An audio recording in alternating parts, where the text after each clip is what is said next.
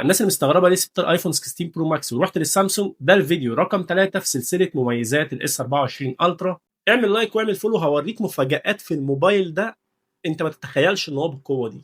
ليه حبيت بقى السامسونج عن الايفون؟ علشان الميزه دي، شويه حاجات كده بتسهل عليك الدنيا. تعال نعمل كده. ودي الفلوتنج ابس اللي بتفتحها. اول حاجه هنفتح الموبايل في الجنب ان انت تعمل مكالمه. تاني حاجه استنى بس، ده انا هفاجئك مفاجاه دلوقتي هتتصدم. ادي عندك يوتيوب اهو مفتوح في الجنب. تعالى بقى تاني نفتح برنامجين كمان. تعالى نفتح البراوزر بتاع سامسونج اهو شغال زي الفل. نفتح الساعه. تمام.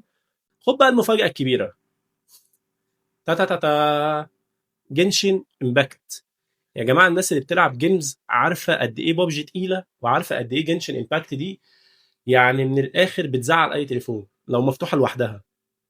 انا هنا هفتح جنشن امباكت وهريسايز اللعبه كمان. بلس ان انت بابجي شغاله معاك ورا. تقريبا هي شغاله على، يعني مش اقل من 90 فريم مثلا. يعني ده مش اقل من 60، لا ده معدي ال 60. السرعه دي بتاعت 80 90 فريم. نفتح بقى جنشن امباكت. عايز اقول لكم ان لو هنج الصراحه حقه اللي بيحصل فيه ده كتير. جنشن امباكت هتديك لاج هنا بسيط، بس جوه هتلاقيها شغاله معاك بيرفكت. هتيجي تقول لي هو في مستخدم يعمل الكلام ده انه يفتح الجيمز دي كلها مع بعض؟ هقول لك لا. احنا بوريك بس قوه البروسيسور اللي موجود في الاس 24 الترا. تعالى كده نفتح اللعبه. تعالى نرجع تاني. كل حاجه شغاله سلسه بشكل مجنون. كل حاجه شغاله زي الفل. وبابجي ورا اهي، وبري سايز دي عادي. تمام. ناخد بقى اليوتيوب. الايفون مستحيل مستحيل ما فيهوش ولا الفلوتنج ابس ولا السبليت سكرين، ما فيهوش الفيتشرز دي، وعلى ما تنزل هتكون بعد 100 سنه.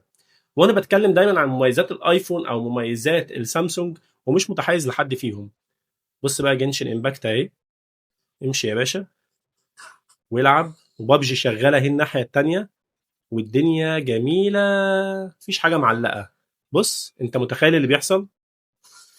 فيا جماعه شيلوا فكره ان الايفون سلس اكتر من سامسونج. خلاص الفكره دي ماتت. البروسيسورز اللي موجوده في سامسونج دلوقتي بعد كمان ما سامسونج بتشتغل عليها، هتلاقي في بروسيسورز فور جلاكسي. فالبروسيسور دي بتبقى مجرمه. بص جنشن شغاله زي الفل. بابجي شغاله زي الفل. بس كده، ده كان فيديو بسيط لقوه الوحش ده مقارنه بالايفون ال 16 برو ماكس او ال 15 او اي ايفون عامه.